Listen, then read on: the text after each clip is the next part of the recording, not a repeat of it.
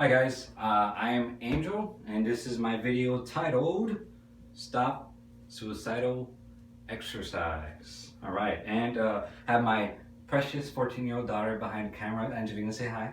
Hi. She is literally right-hearted. And I'm sporting, just in case you wanted to check it out, I am sporting one of my new shirts. I'd rather be weird than average. And reason for that in the short version is because as you get healthier, better, you do different things, you're gonna feel weird sometimes, and people are gonna look at you like you're weird. But do you want to be average? That's up to you.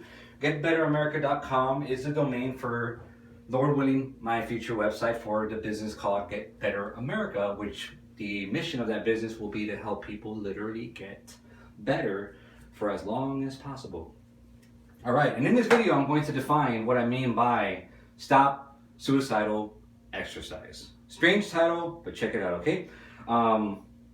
Let's begin with defining the word suicidal, okay? I went to the dictionary, Merriam-Webster's my preferred dictionary, and it had 3 definitions, 1, 2, and 3, and the first definition was perfect for this video. It had 1A and 1B. 1A said, dangerous, especially to life. And 1B said, destructive to one's own interests. And I was like, oh, I love that definition. It goes so perfectly with my video. So keep that in mind. I don't mean suicidal as in you're going out there and you're trying to jump off buildings and stuff, but keep that in mind. Dangerous, especially to life. Dangerous, destructive to one's own interests. And that's what I mean when I say stop suicidal exercise. Now, before I get into the main topic and introduce you to what I'm saying stop doing, and instead of that you're going to start doing this instead, and it has to do with the mentality and your approach to things. I want to touch on 3 things real quick, very powerful, very profound. I want to touch on them though, and I'll explain why I'm touching on them, okay? 3 things, okay? First one is simply the word science. I'm about to be 36 and I have had a lot of discussions with a lot of different people about a lot of different things.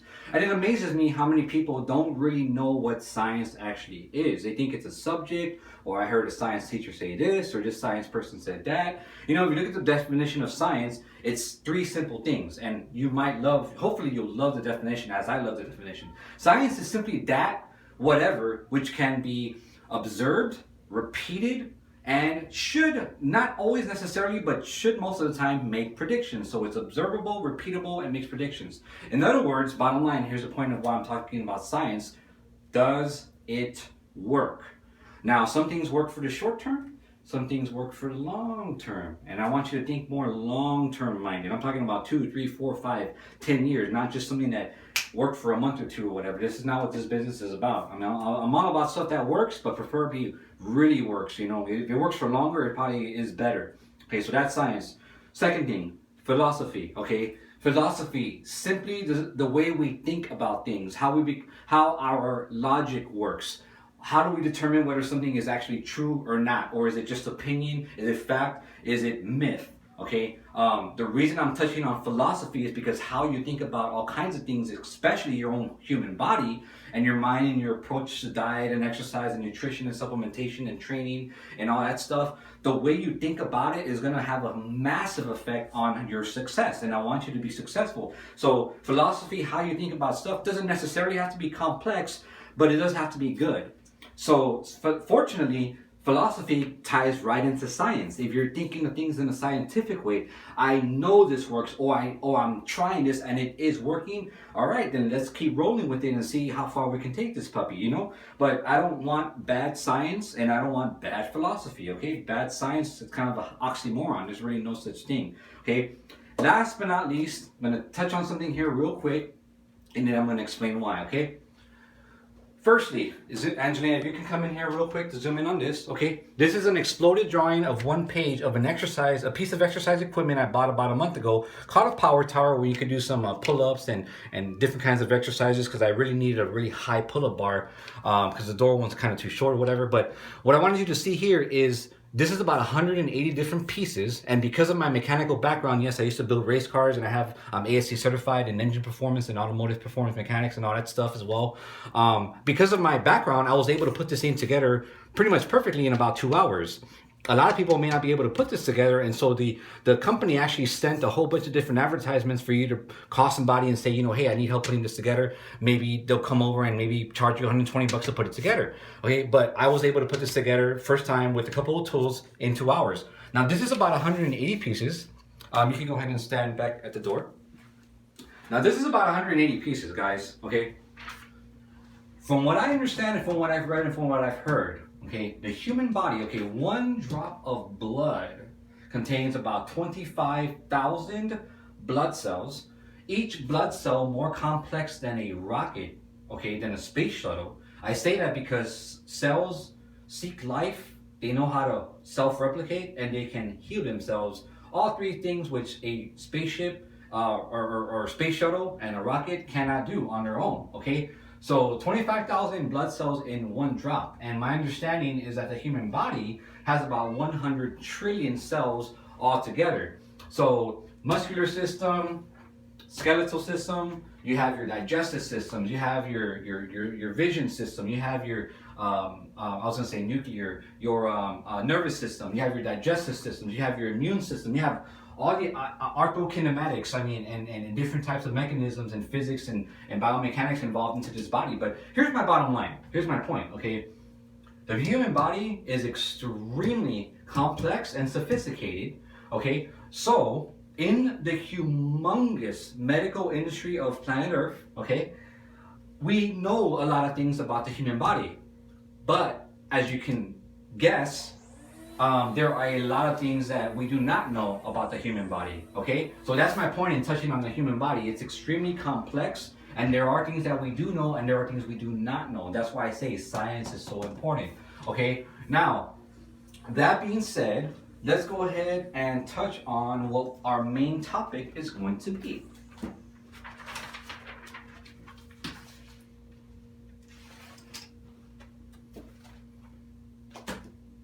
All right, and forgive me for the lack of professional quality video. This is not a $1 million studio, okay?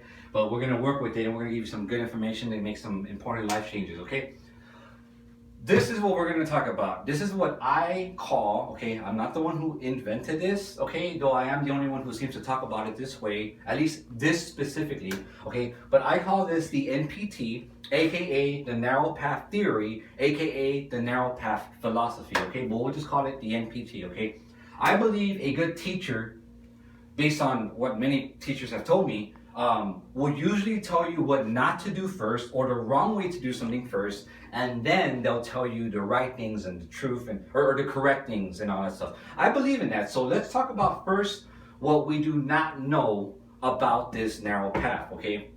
I'm going to try to be somewhat liberal and somewhat conservative with my approach to this, okay? Here's the 3 things we do not know about this narrow path theory or this narrow path application process, whatever methodology, whatever choice words you want to use, okay? The first thing we do not know is, and by the way, I drew it like this to give an example as somebody who is losing weight. We'll put Mr. Jones up here at 200 pounds, who really should be at 150 pounds, okay? But that's why I drew it the way I drew it down, going downwards. A caloric deficit is what it's called, okay? More going out than what's going in, slowly but surely, okay? What we do not know is firstly, how long is this path?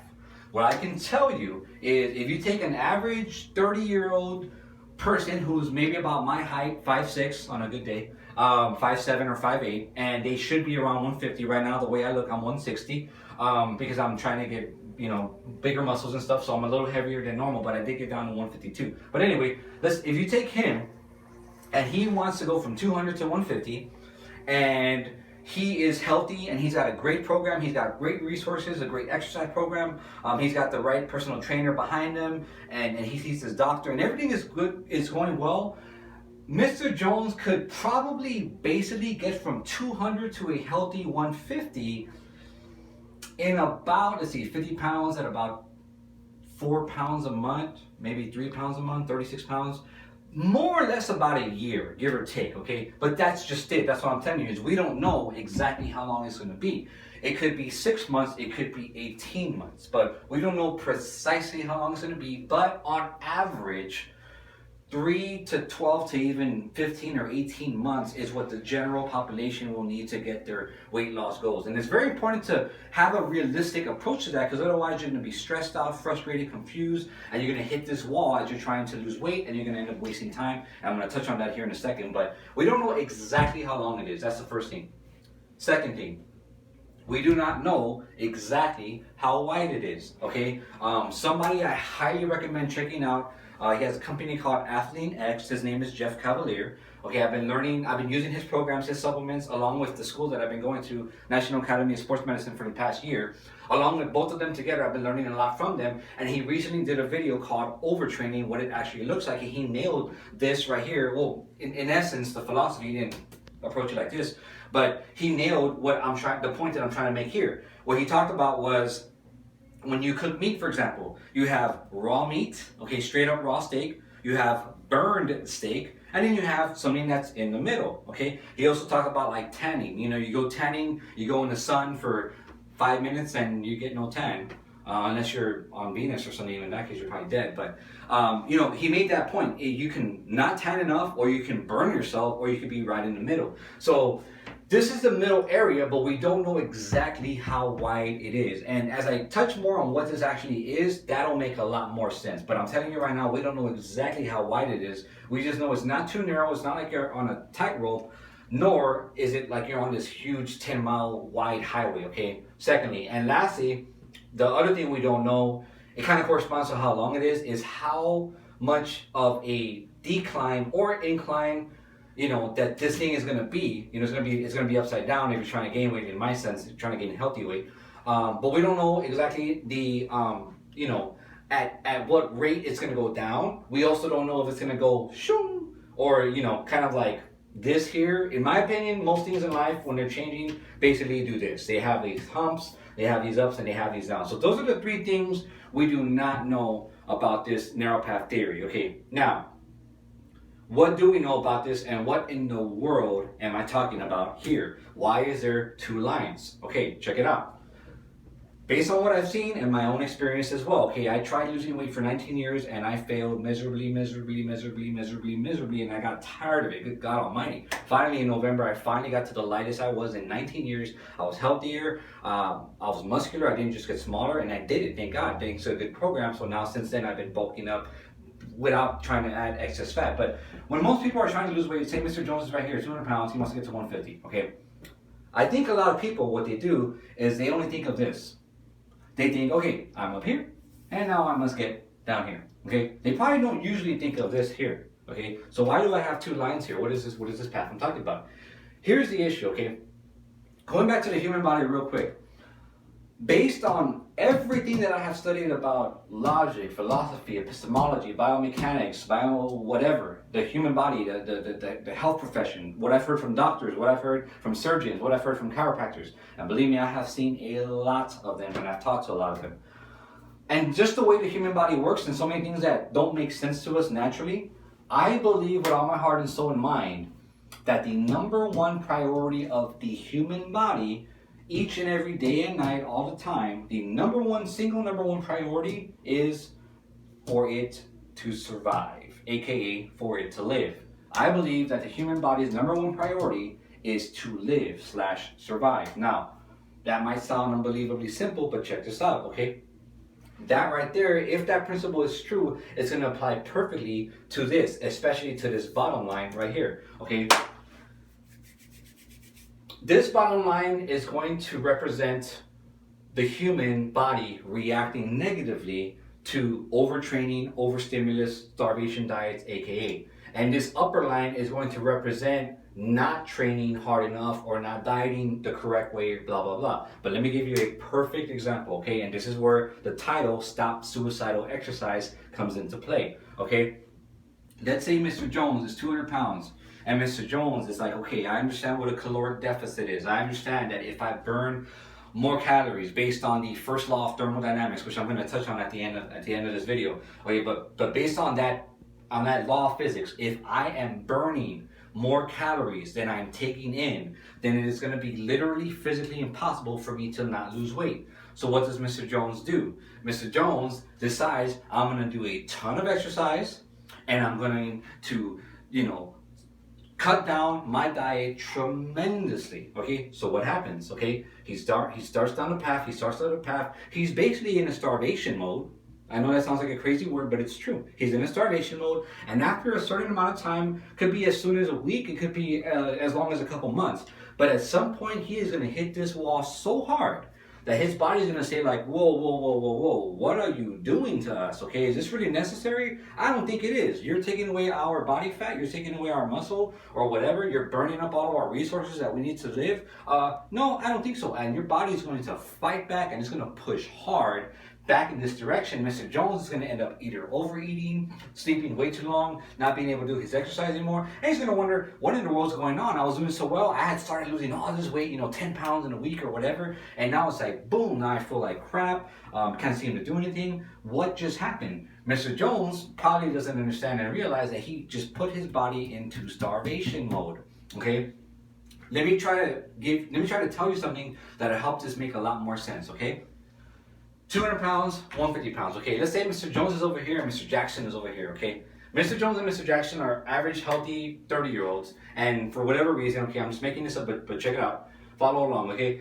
They get suddenly put on a deserted island, okay? And they have no food whatsoever, and they have a water resource. They found a spring, but they have no food, okay? And they're both the same height, but what's most important is the weight. Mr. Jones weighs 200 pounds, Mr. Jackson weighs 150, okay? Who do you think is going to starve to death first? Mr. Jackson.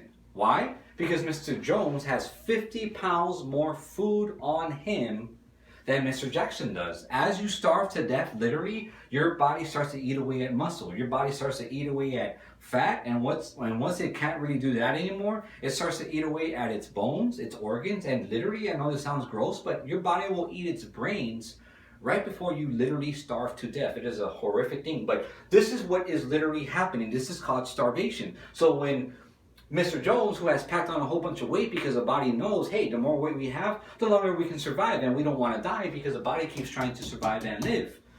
So he starts losing all this weight way too fast. The body's like, boop, I don't think so, okay? Unless you're running from a lion with all this weight in your hand for some reason, I'm sorry, but I'm not going to give you any more energy to burn up. And your body will do that. Your body will fight to survive so hard, you'll be like, holy moly, what is going on? This is what's going on. Now, on the extreme end, okay, a lot of people, I think, have an awareness of this. You can't do it too fast, too hard, okay? Or they failed in the past with what I call jumping the canyon.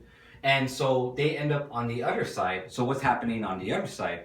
Well, eventually, some people can be like, okay, I'll give you a perfect example. This is me right here. This is probably a lot of people, okay? I was 210 pounds for the longest time.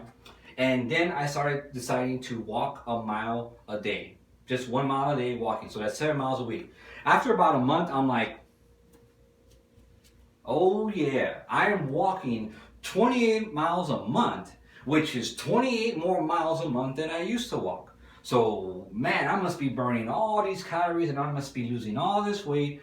And yeah, Mr. Jones is walking a mile a day and he probably lost a little bit of weight. He probably looks a little better, probably feels a little better. And he thinks, well, maybe if I just keep doing this, I'll end up, getting lighter or whatever. Or if I have to walk 2 miles a day, and it doesn't happen. And he's like, I don't understand what's going on. Well, the body just rearranged itself, literally rearranged its biomechanics and its leverage systems and all of that stuff. Literally rearrange itself so that it can burn less calories when it's walking. Whatever you keep on doing to your body, it will eventually adapt and it will learn to burn the least amount of energy with the same action if you keep giving it that action and you convince the body, hey, we need to do this more often. Body's going to be like, all right, then we'll get good at it and then we'll burn less calories, okay? A funny thing that I tell people all the time is if cars could do what the human body does as far as adaptation, I'm not kidding you. I have a Honda Civic, a newer version, nice little car, gets great gas mileage, 42 miles per gallon on the highway without being a hybrid on regular gas. If my car could do what the human body does in terms of adaptation, it probably would literally get 150 miles to the gallon just by adapting. I mean, it's crazy what the human body does. So my point is this, on the upper line, when you're not changing enough on the other extreme, this line will eventually become that line, flat, and you won't get any change. And so this is where a very good personal trainer, aka sports medicine specialist, or whatever you want to call us, this is where we come in, we evaluate you, we make sure that you're not going to mess yourself up with bad form, with bad knees, bad joints, bad back, bad feet, bad whatever, bad thinking, bad philosophy, and we set up a program for you so that you're at the proper smooth caloric deficit if your goal is to lose weight. Now, on the other side, people are trying to bulk up like me. Guess what? I'm trying to kind of do this. I'm slowly trying to gain as much muscle without gaining much fat. But it's easy to do this. Just put on all this weight and then look fat because you're big. And look big because you're fat. You know? And so, yeah, that's not my goal. And then, of course, there's people who are just maintaining, right? You know? But the people who are usually maintaining are rare. And they know, they got this stuff down. They know exactly what they need to do and not do in order to, you know, succeed in their exercise program. What time are we at right now?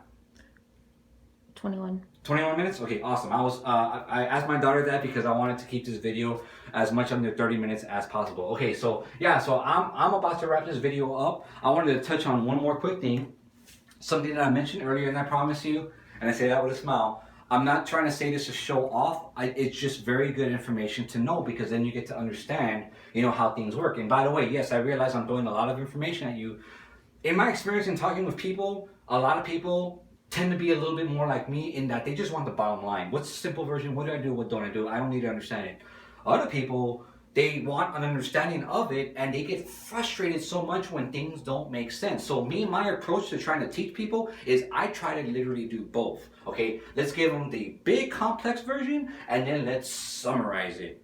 Plain and simple, okay? So that's why I'm giving you so much information, but you can always get just the bottom line to what I'm telling you. Okay, so don't put your body into suicidal exercise mode. Do find a good proper program and nutritional / diet / supplementation program and stick to it so that if you're losing weight, you're doing it at a proper progression. And again, like I said, you want to find out how many pounds per month am I realistically going to try to lose, because if you're like me, you are impatient and you want to run and you want to do this and it'll work for a while and then boom, you bounce right back. And that's called a FAD, a fad diet, and there are a lot of those and I've tried a lot of them. Okay, real quick, I wanted to touch on first law of thermodynamics. Here's Mr. Stick Figure. He has a very long neck. Sorry. Basically, the first law of thermodynamics states that energy and matter cannot be created nor destroyed. So it is always moving through form, in form, out of form, blah, blah, blah. Okay. Basically, energy and matter cannot be created or destroyed. Okay. If you take a piece of paper and you set it on fire, it's going to appear as if you literally destroyed the matter and broke the first law of thermodynamics, aka law of physics. That's not what happened. You just converted that paper into thermal energy, okay? It turned into fire, which heated the room. Then the hot air, the heat goes from there and it goes into the walls, and from the walls it goes on and on. But you didn't create or destroy anything. You just converted physical matter into energy. Why am I telling you this? What does this have anything to do with this or with this or with this?